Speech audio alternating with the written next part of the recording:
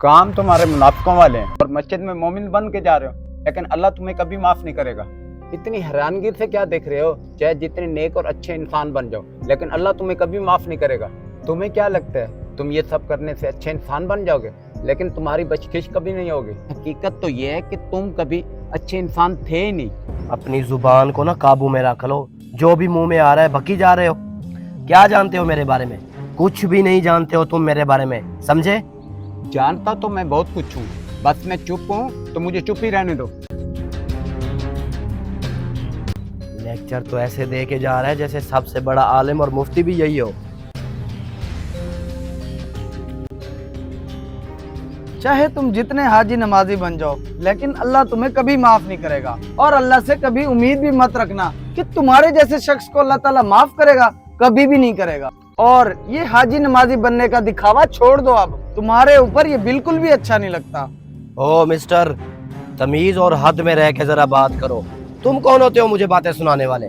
माफ करने वाली जात मेरा अल्लाह है। वो जिससे चाहे माफ करे या ना करे वो फैसला करेगा, तुम नहीं कर सकते। मेरी एक बात अपने जहन में अच्छे से बिठा लो, जो काम तुमने किया ना तो उसकी बख्शिश है और ना ही उसकी कभी माफी।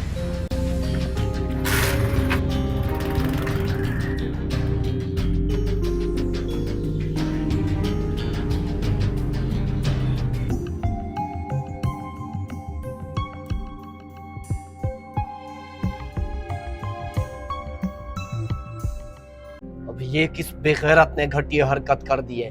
मेरे घर के गेट पे आके ये इश्तिहार लगा गया है। मुझे पता चल जाए कि कौन है, मैं उसकी ऐसी की तैसी कर दूंगा। वैसा करता हूँ, जल्दी से इसको उतार देता हूँ, वरना मेरी बेइज्जती हो जाएगी। चाहे तुम जितनी मर्जी अपनी हकीकत छुपा लो, होना तुम्हारे साथ यही है जो इस पे लिखा हुआ है, इसे तुम बदल नहीं सकते। ये जलील और घटिया हरकत भी तुमने की होगी। तुम्हें शर्म नहीं आती किसी शरीफ इंसान को परेशान करते हुए? शरीफ? अच्छी बेइज्जती की है शरीफ की। वैसे मुझे जरूरत नहीं है ऐसे काम करने की, हर कोई जानता है कि तुम्हारी असलियत क्या है। अरे मेरा तो बस चले ना, इस इश्तिहार के साथ तुम्हारी तस्वीर भी लगा दूं ताकि सबको पता चल जाए।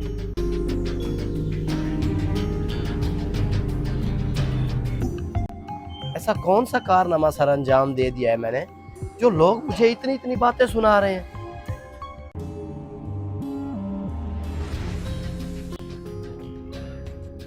रशीद साहब, एक मिनट मेरी बात सुनिए। आप लोग मुझे एक दफा बता दें कि मेरी ऐसी कौन सी गलती है जो हर बंदा मुझे यही कह रहा है कि अल्लाह तुझे कभी माफ नहीं करेगा, कभी माफ नहीं करेगा। आखिर मैंने ऐसा कौन सा गुनाह किया है? सोच सोच के मेरे दिमाग की रगें फटती हैं, मैं पागल हो जाऊंगा। मुझे अब तो बता दें।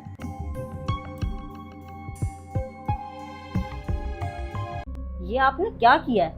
मैंने आपको ये जगह मदरसा बनाने के लिए दी थी और आपने शॉपिंग मॉल का अप्रूवल दे दिया। आप में खौफे खुदा है भी या नहीं? सिर्फ चंद पैसों की खातिर आपने मदरसा छोड़ के शॉपिंग मॉल बनाने का सोच लिया। मेरे वालिद साहब की तो ख्वाहिश थी कि वो उस जगह पे मदरसा बनाए। देखो जी, बात है सीधी सी, जो होना था अब तो वो हो गया। अगर तुम्हें पैसों की जरूरत है तो मुझे हुक्म करो, क्योंकि पैसे की पावर ही इतनी है। अगर तुम ऊपर तक जाओगी तो जीत तो वैसे ही मेरी होनी है। और तुम्हारे लिए बेहतर भी यही है कि लेन देन करके इस बात को यहीं दफन कर दो। कोई खौफे खुदा नहीं है तुम्हें। एक बात मेरी याद रखो, अल्लाह तुम्हें कभी माफ नहीं करेगा इस नेक काम को छोड़ के तुमने शैतानियत को जो दावत दी। तुम्हारे अंदर तो इतना सा भी खौफे खुदा नहीं है। तुम्हें मदरसे के लिए जगह देगी और तुमने उसे शैतानियत की जगह बना ली। तुम्हारी रूह नहीं कांपी, तुम्हारा दिल नहीं फटा ये काम करते हुए? अरे रशीद साहब, आप भी किसको समझा रहे हैं? इन लोगों को आखिरत की नहीं, बस दौलत की पड़ी रहती है। और जो इसने कारनामा सर अंजाम दिया है, इसे तो अल्लाह कभी माफ नहीं करेगा। वो जगह नेक काम के लिए बनवाई थी, वहाँ लोग नमाज पढ़ते, कुरान पढ़ते।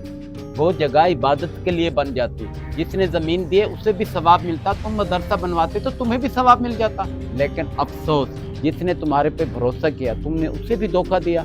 जिस नेकी में तुम्हें हिस्सा डालना चाहिए था ना, तुम उससे भी महरूम रह गए। और ये सब करने के बावजूद भी तुम माफी की उम्मीद रखते हो।